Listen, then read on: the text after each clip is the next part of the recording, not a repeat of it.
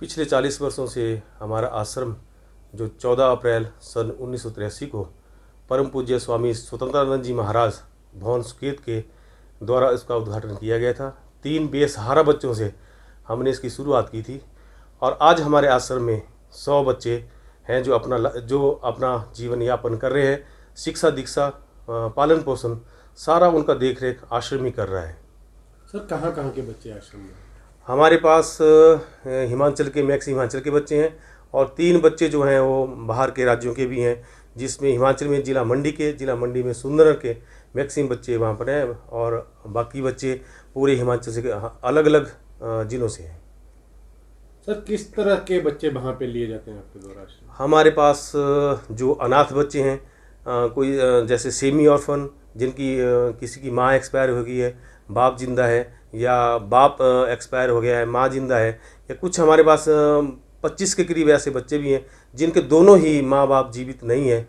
और जो समाज से तिरस्कृत बच्चे हैं जैसे अबंडेंट बॉयज़ बच्चे हैं, वो भी हमारे आश्रम में CWC द्वारा भेजे जाते हैं। सर यहाँ पे बच्चों के रहने की व्यवस्था, खाने की व्यवस्था, पढ़ने की व्यवस्था किस तरह से? बच्चों के रहन सहन के लिए हमारे आश्रम में जो मापदंड हैं CWC या विभाग द्वारा जो मापदंड अपनाए गए हैं उसके लिए हमारे पास पूरा व्यवस्था है तथा बच्चे 10-2 तक स्थानीय डहर उच्च स्तरीय पाठशाला में पढ़ते हैं तथा कुछ बच्चे हमारे पॉलिटेक्निक कॉलेज, डिग्री कॉलेज या BTech भी कर रहे हैं, जबकि हमारे 20 बच्चे ऐसे हैं जो ITI में विभिन्न कोर्सेज में पढ़ाई कर रहे हैं। सर आश्रम पिछले 40 वर्षों से कार्य कर रहा है। सर अभी तक कितने बच्चे ऐसे हैं जो सरकारी नौकरी में पहुंचे? आश्रम का ये प्रयास है कि जो भी बच्चा आश्रम में आए वो अपने पैरों पर खड़ा होकर आश्रम से जाए। हमारे आज तक आश्रम से 650 के करीब 40 सालों में 650 के करीब बच्चे पढ़कर निकल गए हैं जो अपना जीवन यापन बहुत अच्छे तरीके से कर रहे हैं। कुछ बच्चे हमारे मिलिट्री में हैं, कुछ CRPF में हैं, सरकारी विभागों में भी हमारे कई बच्चे लगे हैं। लेकिन आश्रम का ये प्रयास रहता है कि जो ऐसी नौकरी ना कर पाए वो बच्चे कम से कम अपना जीवन यापन करने के लिए उनके लिए हम ITI वगैरह कोर्सेज करवा देते हैं ताकि वो अपना जीवन यापन कर सकें। सर जो आश्रम को सर समाज सेवियों द्वारा सहायता की जाती है, अभी तक कितने समाज सेवी ऐसे हैं जो सहायता हर महीने करते हैं? ऐसे हमारे पास मुख्य आय का मुख्य साधन समाज से जुड़े हुए लोग हैं जो दानी सज्जन हैं वो करते हैं और सरकार का अनुदान भी इसमें रहता है।